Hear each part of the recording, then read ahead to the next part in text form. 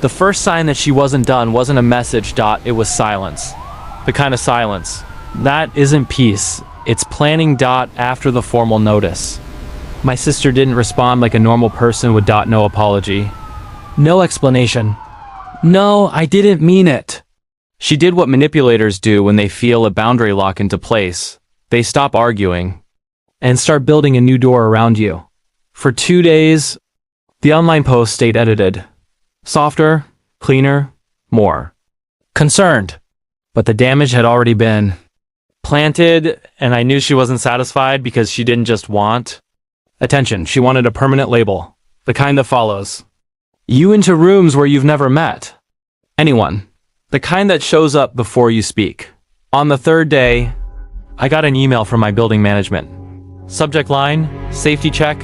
Please contact us today. I read it twice. Slowly, like my eyes were trying to protect my brain from what it already understood. Hello? It began. We've received a report expressing concern for your well-being and the safety of other residents. We'd like to schedule a brief check-in. Concern, safety, residents. She didn't call because she cared. She called because she wanted it to sound like I was a threat. Inside my own home, I didn't respond. Immediately, I didn't feel panic. I felt something colder. Recognition. This was her new strategy. If she couldn't control my workplace, she'd try to control my housing. And if she could get my building to treat me like a risk, she wouldn't have to convince anyone. The system would do it for her. I opened my incident log. New entry. Building management contacted me due to concern. Report date, time, request for check-in. Then I did something I'd learned the hard way. I stopped assuming the report was vague. Vague language is what gets people to lean in. But official channels always have a trail, and trails can be requested. So I replied to the building manager with one line: happy to cooperate. Please confirm the source and the exact nature of the report. Polite. Professional. No accusations, a request that quietly demands accountability. 10 minutes later, the building manager called. I didn't pick up, not because I was scared, because phone calls evaporate. I wanted everything in writing. When he emailed back, it was exactly what I expected. He didn't name the source, he didn't specify the concern, he didn't offer details. He wrote, "We're unable to disclose who contacted us, but we want to ensure you're okay. Double quotes, unable. Not unwilling. Unable. I could almost hear my sister smirking behind that word, because unable sounds official. It sounds like a rule, and manipulators love hiding behind rules that don't actually exist. I replied again, understood. Please clarify whether this is a formal complaint. And if so, please provide the complaint number or documentation.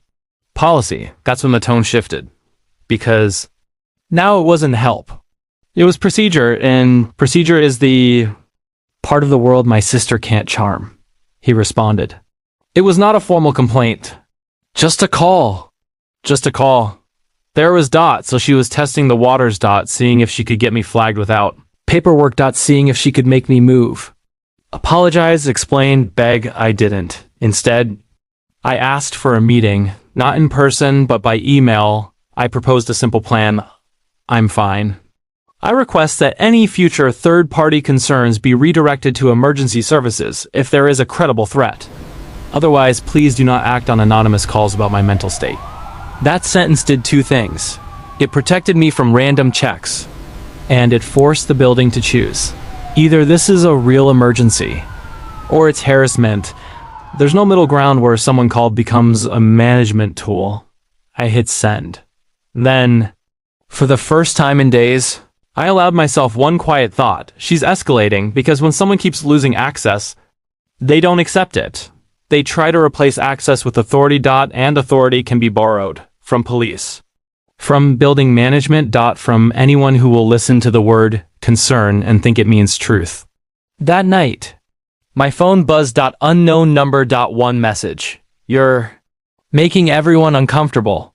I stared at it. Not because I was shocked, because it sounded like my father. Not a threat, not an apology.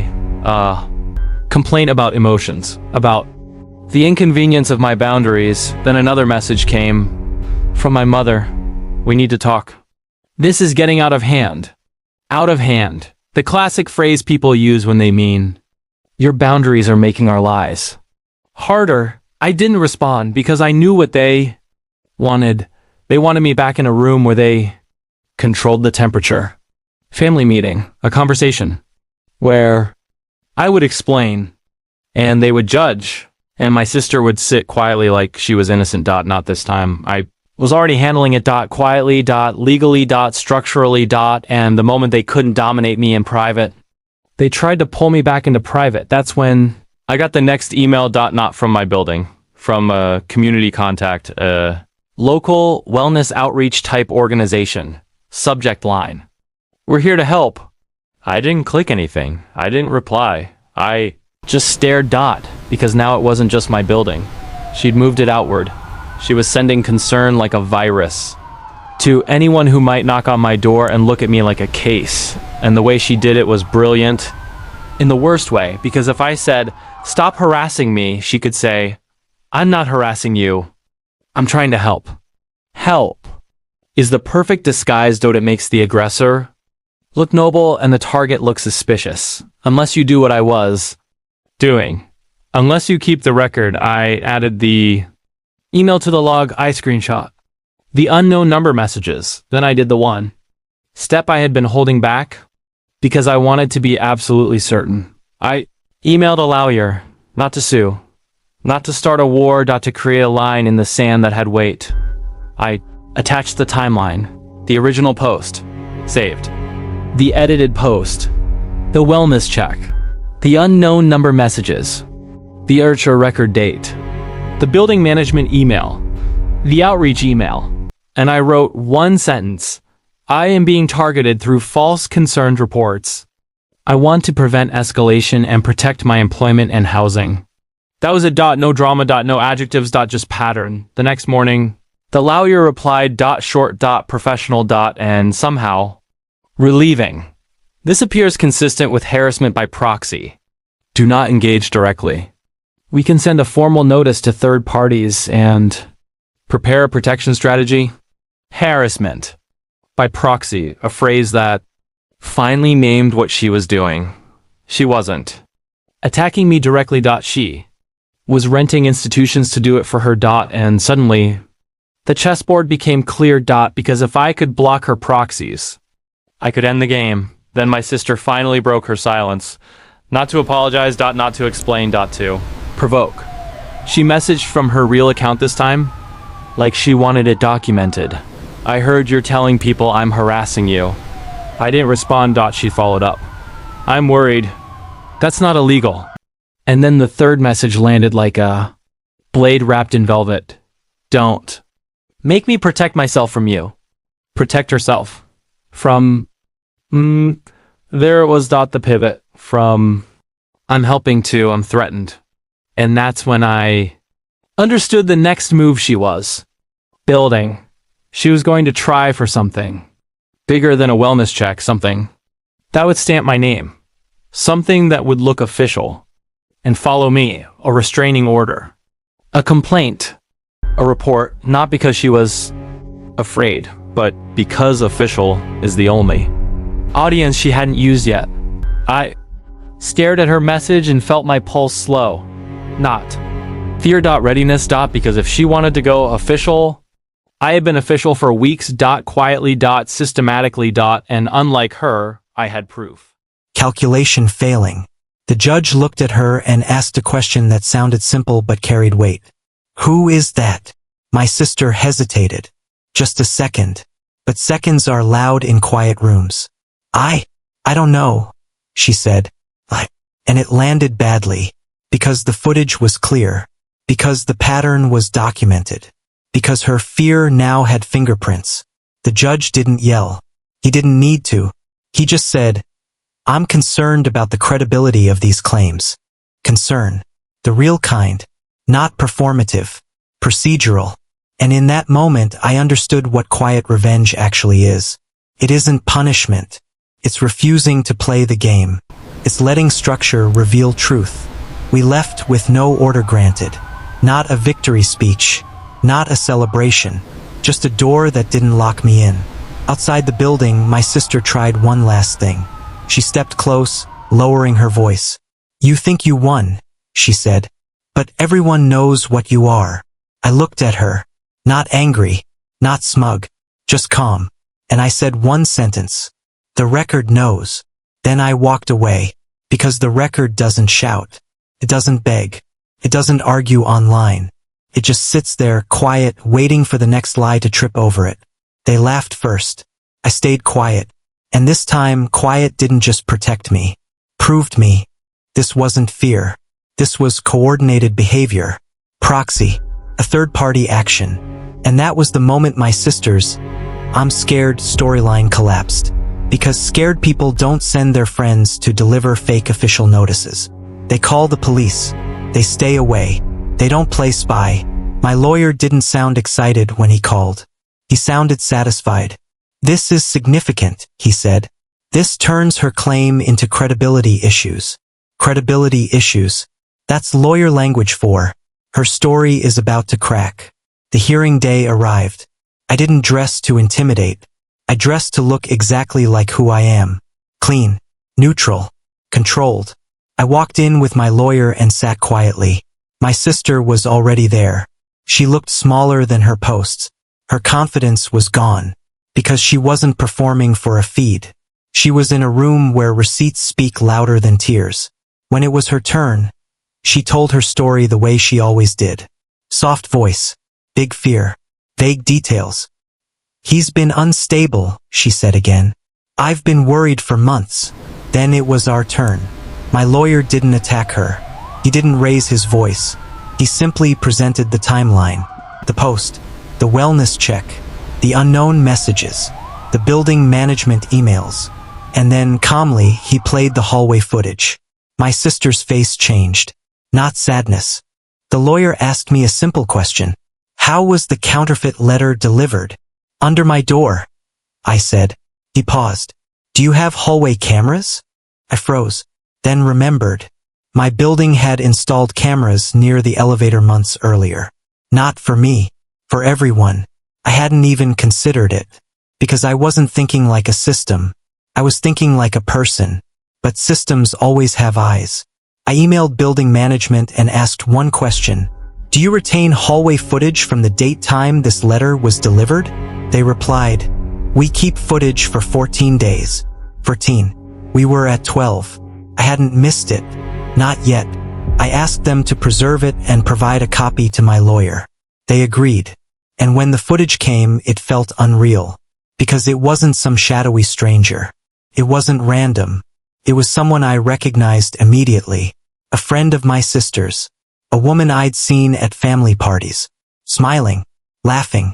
Pretending to be neutral.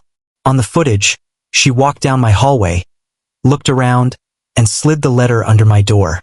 Then she turned and left. No hesitation. No fear. No urgency. Just casual. Like delivering a flyer. I stared at the video and felt the whole story lock into place. This wasn't concern. Not police this time. Family. He stood there with his hands open like he was a mediator. "Look," he said. "She's really scared. Can't you just reassure her?" Reassure her. That word made me almost smile. Because what he was really asking was, can you give her a piece of you that she can use as proof? A recorded line. A message. A meeting. Something she could twist. I didn't let him in. I didn't argue. I didn't explain. I stayed in the doorway, my boundary line, and spoke in one sentence. "I'm handling this through my lawyer." He frowned like I'd insulted him. "Why are you being like this?" he asked. Being like what? Stable? Controlled? Unavailable for manipulation? I didn't answer. I just repeated the sentence. "I'm handling this through my lawyer." He left. But I knew what his visit meant. She was fishing for something. A reaction. A slip. A crack. Because the hearing was coming. And she needed me to look like the person she described. That's when the most important part of the story happened. The detail she forgot. The detail people like her always forget. They assume everyone else is improvising. They don't realize you've been documenting. Because while she was building fear, I was building record. And records have a way of revealing things you didn't even know you needed. And I did the most important thing you can do when someone tries to drag you into a courtroom story. I removed emotion from the equation. Because court isn't a place where feelings win. It's a place where structure wins.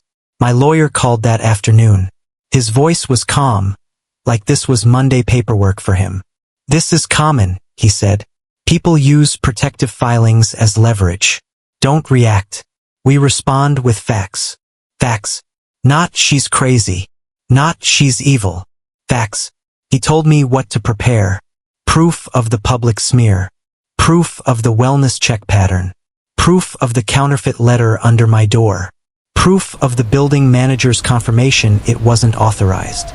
Proof of the unknown number messages. Proof that I asked for written communication and told them not to come to my home.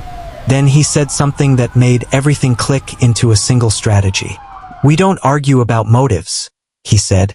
We demonstrate pattern. Pattern. That was the word. Because my sister's whole game depended on every incident being seen as isolated. A one-time worry. A one-time post. A one-time call. A one-time mistake. But when you lay it out in a timeline, it becomes what it always was. Campaign. And campaigns don't look like fear. They look like control. 2 days later, my lawyer sent a formal response. He didn't insult her. He didn't call her names. He attached exhibits, screenshots, dates, and the building manager's email that said, "This letter did not come from management." That single line mattered more than 1,000 emotional explanations. Because counterfeit authority isn't family drama. It's misconduct. Then my sister tried to do what she always did when cornered. She cried loudly in public. Quietly, she reached out through someone else. My cousin showed up again. At my door. Stronger than emotion. Complete story in dates. And courts, managers, and HR departments don't care about who cried. They care about who can prove. That night I slept. Not peacefully, but steadily. Because the only thing scarier than being targeted is being targeted with no plan. And now I had a plan. And she was about to walk into it. She made it official on a Monday. Not with a knock. Not with police. With an email. A message from a government-looking address with a subject line that made my stomach go still. Notice of hearing protection order request. For a second, my body tried to do what it used to do. Panic. Replay. Explain. Beg. Then the part of me I'd built across the last 12 episodes took over. Calm. Because she finally did the thing she'd been threatening to do. And I was ready. I opened the notice slowly, like it was a fragile object. It said my sister had filed for protection. It said she feared for her safety. It said there would be a hearing. And it included a short summary of her claims. That's when I saw it. The narrative she'd been building. Not unstable. Not dangerous. Now she was calling me threatening. She wrote that I escalated. That I intimidated. That I harassed. She even referenced the formal notice I sent as threatening language. Of course she did. Because to someone like her, consequences feel like violence. Then I saw the detail that made my breath slow even more. She claimed she had tried to de-escalate. She claimed she had only asked for help. She claimed she was afraid. Afraid. The word she used when she wanted other people to become her weapons. I didn't respond to her. I didn't call my parents. I didn't message anyone. I forwarded the notice to my lawyer. One line. She filed. Please advise next steps. Then I opened my timeline document. The one-page version. Dates. Times. Screenshots. Not because she needed help. Because she needed consensus. Consensus makes lies feel true. I watched it and felt nothing. Not numbness. Distance. Because I had already moved the fight to a place she couldn't control. I had a building protocol. An HR file. A lawyer thread. And now, a counterfeit letter documented as unauthorized. The more she escalated, the more she proved my point. Then my mother called. I let it ring. She called again. Then she texted, "We're coming over. We need to talk." That sentence was an invasion disguised as love. I typed one reply, one sentence. The same calm line I'd used all season. Do not come to my home. Communicate in writing. I didn't add please. Not to be rude. To be clear. Seconds later, my sister messaged, I'm not scared of your little lawyer. And then she made the statement that told me exactly what she was planning next. I can make this official whenever I want. Official. That word again. She was obsessed with it. Because official is how she wanted to brand me permanently. And that's when I knew. She wasn't going to stop with fake papers. She was going to try for real ones. Complaint. A protection order. Something that sounds serious enough to scare employers, landlords, relatives. Not because she had evidence. Because she wanted me to feel chased. To make me slip. To make me look unstable just once. I didn't slip. I opened a new page in my log and wrote a header. P13 attempt to formalize a lie. Then I added the facts. 1 unofficial letter delivered under door. 2 building confirmed not authorized. 3 unknown number attempted contact. For sister stated intent to make it official. Then I did the quietest, most devastating thing you can do to a narrative built on fear. I prepared. I gathered every screenshot into one folder. I printed the originals. I backed them up twice. And I drafted a 1-page timeline. Because when she tried to make it official, I would respond with something. It's harassment by proxy, I said gently. Someone is trying to use concern to create a record that isn't real. He didn't argue, because it wasn't a debate. It was paper, and paper either matches reality or it doesn't. He asked the question I expected. Do you know who did it? I could have said my sister. I could have said family. But names are weapons too. Once you say a name, people start forming opinions. They start asking questions. They start pulling you back into the story. So I answered in the way that kept it professional. I have reason to believe it's a personal contact, I said. But I'm not requesting action against anyone today. I'm requesting a protocol. Protocol. A word that makes adults behave. I asked for 3 things. 1. Any concerns about my well-being must be handled as real emergencies or not at all. 2. No anonymous check-ins without formal documentation. 3. Any third-party reports must be put in writing and shared with me. He agreed. Not because he was on my side, because it protected him too. And that's the thing people like my sister forget. When you escalate into institutional spaces, institutions protect themselves first. If your story creates liability, they stop playing. On my way back upstairs, my phone buzzed. A voicemail. Unknown number. I didn't listen. I saved it. Then a text followed. Call me. This is serious. No name. No introduction. Just urgency. I forwarded the message to my lawyer. Because now I wasn't the only one holding the record. The lawyer responded with 2 sentences. Do not engage. We'll send a formal notice. Continue documenting. Simple. Stable. Unemotional. The opposite of the narrative my sister wanted. That night, my sister posted again. Shorter this time, but sharper.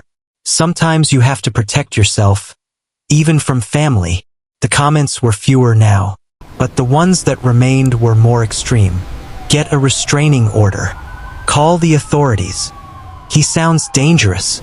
She was building a chorus. I did what I had to do, she wrote. I stared at the sentence. It was short, but it contained everything. Not I'm worried. Not are you okay? Had to. Obligation. Necessity. Justification. She wanted the world to believe she was forced. Forced by me. I didn't respond. I screenshotted it and added it to the log.